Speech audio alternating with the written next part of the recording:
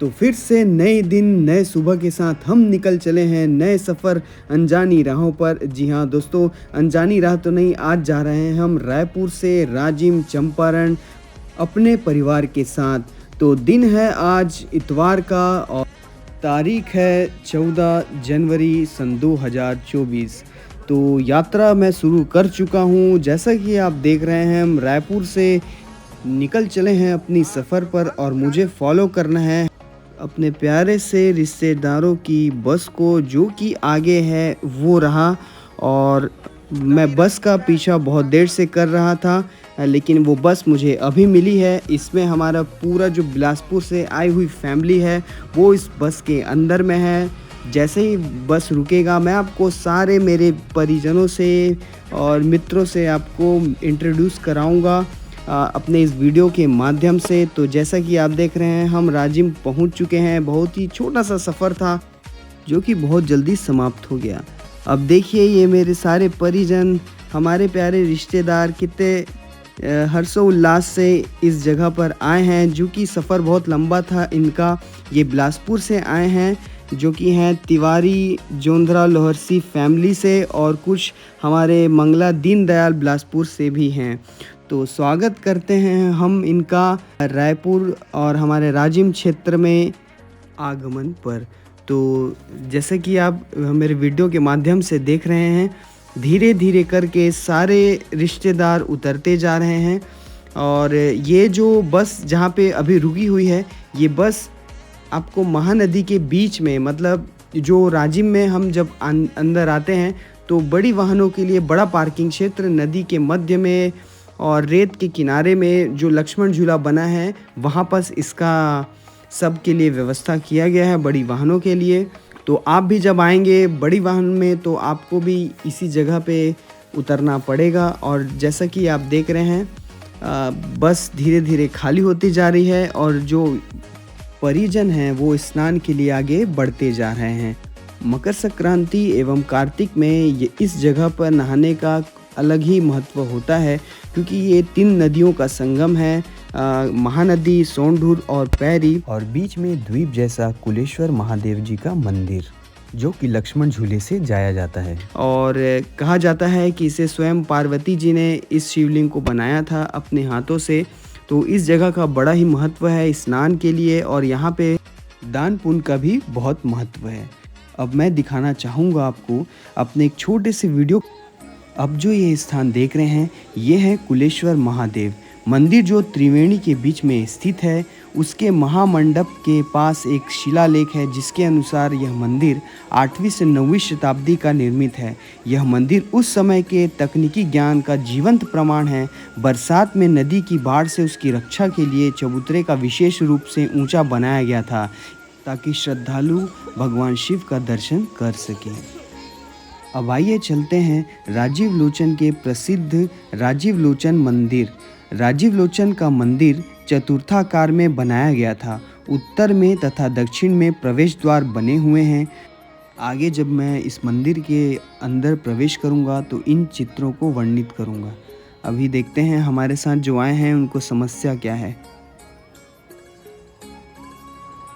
मंदिर का प्रांगण बहुत ही बड़े क्षेत्र में फैला हुआ है और बहुत ही पुराने नक्काशी एवं शिल्पकारों द्वारा इसे पत्थरों पर उकेर उकेर के बनाया गया है। बस हो गया।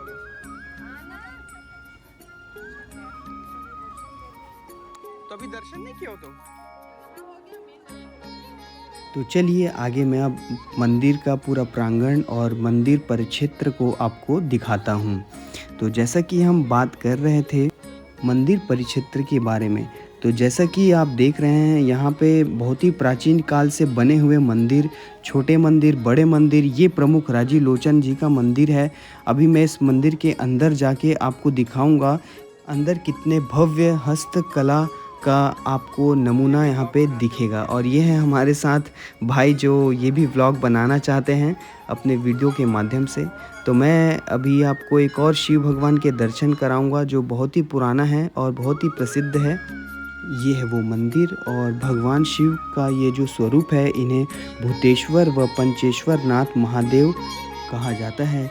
इनका भी निर्माण 8वीं से 9वीं शताब्दी में हुआ था। जैसे कि आप यहाँ पे लगे पत्थरों के इन सुंदर सुंदर स्तंभों को आप देख के जान ही सकते हैं कि इस तरीके का शिल्पकारी 5वीं से लेकर लगभग 15वीं शताब्दी तक के जितने भी साम्राज्य रहे हैं उन पे मिला करता था। मुख्य मंदिर प्रांगण के भीतर बहुत सारे देवी देवताओं के छोटे बड़े आपको मंदिर देखने को मिल जाएंगे। समय रहने पर आप इन सभी मंदिरों के क्षणिक दर्शन ज़रूर करें। तो अब ये में हमारा तीसरा शिव भगवान का दर्शन था। ये भी जो पंचभूतेश्वर नाथ मंदिर है इसके बाजू में ही ये शिव जी का मंदिर है, जो कि बहुत ही प्राचीन प्रतीत होता है, क्योंकि अंदर की मंदिर की जो बनावट है प्राचीन प्रतीत होती है। और इसके साथ ही परिवार के बड़े बुजुर्गों के द्वारा आरती का आयोजन किया गया।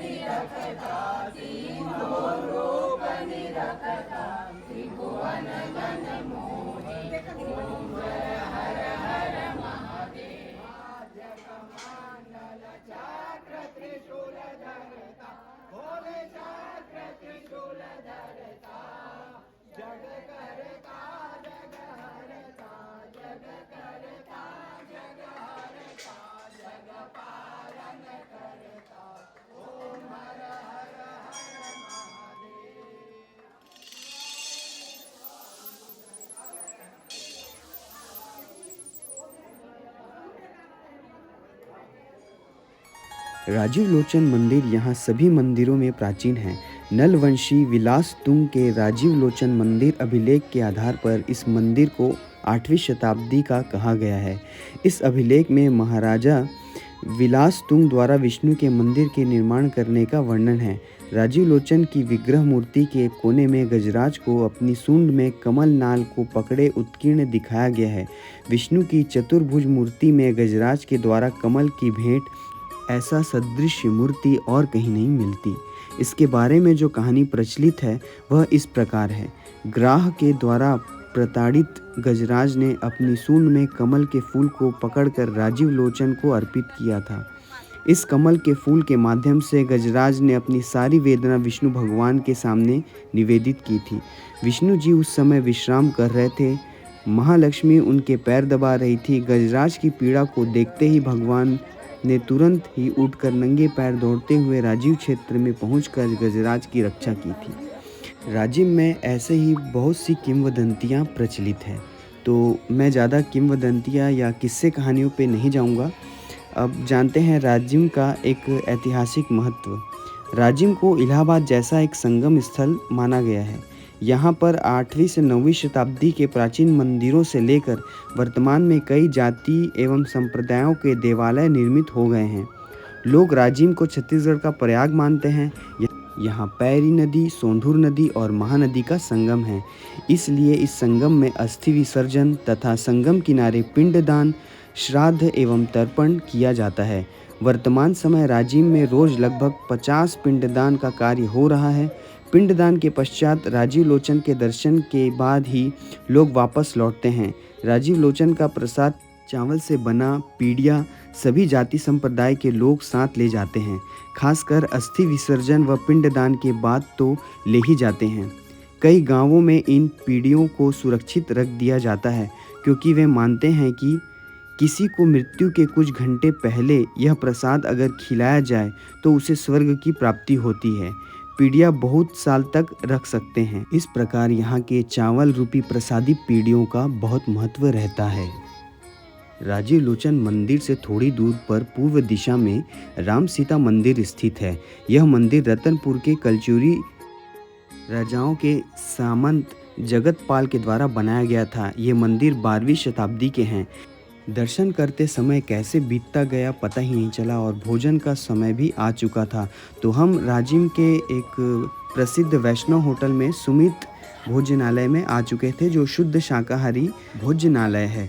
तो यहाँ पे हम मेरा पूरा परिवार भोजन के लिए आ चुका है, आप देख सकते हैं। और इस छोटे से भोजनालय में लगभग 32 से 35 लोगों के लिए व्यवस्था करना कोई आसान बात नहीं था, पर फिर भी सभी के लिए भोजन अच्छे से हो गया। बहुत ही अच्छा खाना था। अगर आप भी राजिम आते हैं तो सुमित भोजनालय ज़रूर आएँ।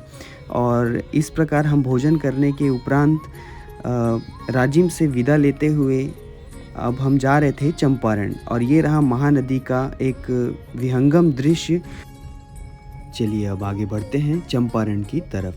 चंपारण राजिम से इसके बीच की दूरी लगभग 15 किलोमीटर है। चंपारण आज बहुत बड़ा वैष्णव तीर्थ बन गया है। शुरू में यहाँ चंपकेश्वर महादेव का स्वयं भूलिंग के प्रतिष्ठित होने के कारण मूलतः शैव संप्रदाय के लोग आते थे। पंचकोसी यात्रा का एक धाम यहाँ था। और इसी बीच प्यारी सी जो बच्ची हमारे साथ है वो उड़ गई है और कुछ कुछ बातें कर रही है।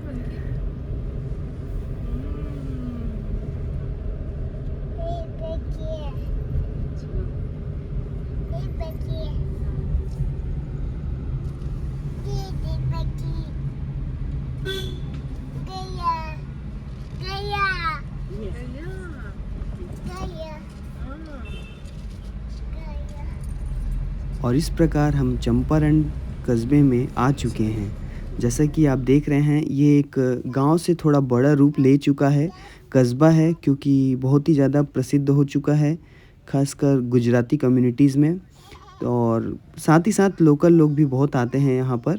तो आप देख सकते हैं बहुत ही अच्छा तीर्थ जगह बन चुका है, और भव्य प्रवेश द्वार के साथ हम प्रवेश कर रहे हैं। और ये रहा यहाँ का पहला चौक, जहाँ पे बहुत सारे रास्ते जाते हैं अलग अलग क्षेत्र की तरफ, लेकिन मैं प्रमुख जो चंपारण्य मंदिर है श्री वल्लभाचार्य जी का, वहाँ प्रस्थान करते हैं। बहुत ही खूबसूरत यहाँ पे रंगों का इस्तेमाल किया गया है, और सारी पूरे जो टाउन है, जो चंपारण का जो ये क्षेत्र है, इसको सजाने की कोशिश किया गया है। आप देख सकते हैं एक और भव्य प्रवेश द्वार, जहाँ वानर सेना सबकी स्वागत के लिए बैठे हुए हैं। अब देख सकते हैं ये खूबसूरत सा प्रवेश द्वार, और सामने है श्री वल्लभाचार्य जी का मंदिर। और जैसा कि मैं आपको कुछ देरों पहले चंपारण के बारे में बता रहा था, आगे मैं उस कहानी को थोड़ा सा पूर्ण करता हूँ। ये बात है संवत 1535 में एक घटना घटी। कृष्ण भक्त श्री वल्लभाचार्य जी का जन्म यहाँ हुआ। काशी विश्वनाथ से दक्षिण भारत की ओर जाने का प्राचीन राजमार्ग चंपकेश्वर और राजिम होकर ही जाता था। श्री लक्ष्मण, उनकी पत्नी इल्मा और अन्य परिजनों के साथ काशी विश्वनाथ से अपने घर तेलंगाना की ओर जा रहे थे। इल्मा गर्भवती थी। इसी क्षेत्र में आकर उनका गर्भस्राव हो गया। बच्चा बहुत ही निर्जीव लग रहा था। सभी ने सोचा कि बच्चा मृत है। उसे विशाल वृक्ष की छाया में पत्तों पर लिटा दिया गया। दूसरे दिन वही बच्चा खिलता हुआ मिला। वही बालक बाद में वैष्णव भक्ति की शुद्ध दैत्य धारा का प्रवर्तक बना, आचार्य वल्लभ के नाम से प्रसिद्ध हुआ। चंपारण बहुत बड़ा वैष्णव तीर्थ बन गया। इस प्रकार यह शैव एवं वैष्णव संप्रदायों के संगम स्थल के रूप में यह एकता का प्रतीक बन गया। चंपारण्य नामक चंपारण्य से बना, इसका अर्थ है चंपक यानी चंपा का फूल, आरण्य यानी जंगल। चंपारण्य में चंपा के फूल बहुत ही दिखाई देते थे, जो अब विलुप्त हो चुके हैं, और इस प्रकार इस क्षेत्र का नाम चंपारण्य पड़ा था। और जैसा कि ये मेरे सारे परिजन अब भी पीछे हमारे आ चुके हैं, चूँकि मैं कार से था तो पहले आ चुका था। और ये हमारी छोटी सी बच्ची जो यहाँ पे आकर खूबसूरत सा नृत्य प्रस्तुत कर रही है, जिसे आप देख सकते हैं। ये प्यारी सी बच्ची हमें रास्ते पे बिल्कुल भी परेशान नहीं करती है। बस इसको बस घूमने के लिए और घुमाने के लिए कोई होना चाहिए। हाँ, देखो ना, मैं वीडियो बना रहा हूँ और सहजता से बड़े मुझे देख रही थी कि मैं कर क्या रहा हूँ। अब चूँकि मंदिर का खुलने का वक्त 5 बजे का है, तो हमें लगभग आधे घंटे और प्रतीक्षा करना था। तो हम आसपास के और मंदिरों पर भी चले गए। जैसा कि आप देख रहे हैं, ये राम जानकी मंदिर था। सामने बजरंगबली जी का मंदिर है, जो छोटा सा दिख रहा है, और जो मेरे दाहिने सब बढ़ते चले जा रहे हैं, यहाँ आगे ही शिव मंदिर है, जिसके बारे में अभी मैंने जो कहानी सुनाई थी, उस कहानी में उसी शिव भगवान का ज़िक्र है, जिसे हम चंपकेश्वर महादेव कहते हैं। तो आगे सब धीरे-धीरे बढ़ते जा रहे हैं और देख रहे हैं कि धीरे-धीरे वक्त बीतता जा रहा है। पता ही नहीं चला कि कब सुबह से शाम हो गई और हम चंपकेश्वर महादेव की तरफ आगे बढ़ते जा रहे हैं। ये जगह में आपको सारी सुविधाएं मिल जाएंगी। बहुत ही शुद्ध भोजन भी ये इस मंदिर प्रांगण के अंदर में है। कभी और मैं इस वीडियो में आपको उसको दिखाऊंगा, क्योंकि अभी वो भोजनालय बंद है। मतलब संध्या में अभी जब 6 से 7 बजे के आसपास फिर से वो खुलेगा। और ये रहा चंपकेश्वर महादेव, जिसके बारे में अभी मैंने कहानियों में बताया था। अब इस शिव मंदिर का भी एक प्रचलित किंवदंती है, जो मैं थोड़ा सा आपको सुनाना चाहता हूँ। कि एक गाय जिसका नाम राधा रखा गया था, दूर कहीं गांव से इस घनघोर जंगल में आई और देखी कि अचानक से शिवलिंग जो ऐसे ही भूमि पर रखा हुआ था, उनके ऊपर वो गाय स्वतः ही उनका दुग्ध अभिषेक कर रही थी, जिसे देखकर ग्वाला अचंभित हुआ और ये किंवदंती पूरे राज्य में फैल गई। और इस प्रकार हम अंदर आ चुके हैं श्री वल्लभाचार्य जी के मुख्य प्रांगण में, बड़े से मंदिर में। आप देख सकते हैं कितना भव्य है। इसकी जो ऊंचाई है लगभग 25 फीट है। जो ऊपर जो आप छत देख रहे हैं, चारों तरफ इस प्रांगण में लकड़ियों से बने हुए सुंदर सुंदर मूर्ति, कांच से निर्मित नक्काशियाँ, कांच से इनके सजावटी द्वार आप देख सकते हैं। कैमरा इसको जस्टिफाई नहीं करता है, आप स्वयं ही आएंगे तो इसकी भव्यता का अंदाज़ा आप खुद लगा सकते हैं। तो अब ये मुख्य द्वार के बाद ये एक और मुख्य द्वार है, इसके अंदर फिर एक और मुख्य द्वार है, लेकिन उसके अंदर कैमरा फ़ोन अलाउ नहीं है, तो उसके अंदर का मैं वीडियो नहीं बना पाऊँगा। आप देख ही सकते हैं कि द्वितीय द्वार के बाद भी कितना ज़्यादा यहाँ पे भीड़ है, जबकि 3 बार यहाँ पे पूजा होता है। 3 बार इस द्वार को खोला जाता है दर्शकों के लिए, आगंतुकों के लिए।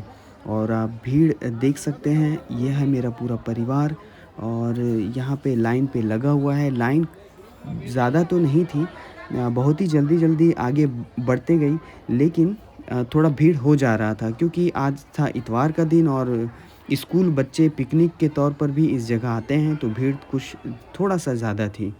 तो थोड़ी ही देर में सभी का दर्शन श्री प्रभु जी का हो गया और हम दूसरे इस मंदिर में आ गए थे। ये श्रीनाथ जी का मंदिर है। श्रीनाथ भगवान जी का स्वयंभू यहाँ पे आप देख सकते हैं, एक मूर्ति है। और इसके बाद यहाँ का पूरा दर्शन लगभग सपरिवार हमारा हो चुका था और हम आगे अपने पूरे परिवार के साथ एक फ़ोटो सेशन के लिए अच्छी सी जगह ढूंढ रहे थे। और इसके बाद हम उसी चंपकेश्वर महादेव के पास आए और यहाँ पे सब परिवार सब ने फ़ोटो अपना शूट करवाया, वीडियो क्लिप बनवाया, जो आप देख रहे हैं।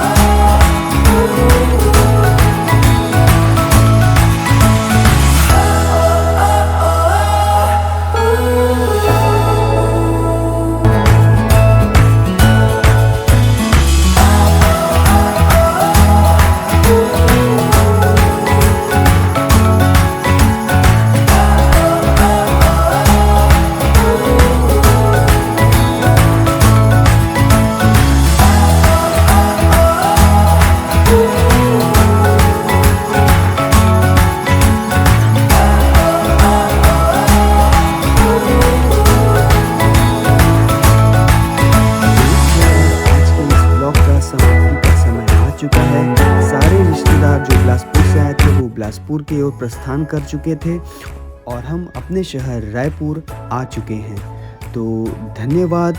वीडियो को लाइक कीजिए, चैनल को सब्सक्राइब कीजिए ऐसे ही एंटरटेनिंग, ट्रैवलिंग और लाइफस्टाइल वीडियो के लिए अंकिशा व्लॉग को। धन्यवाद दोस्तों।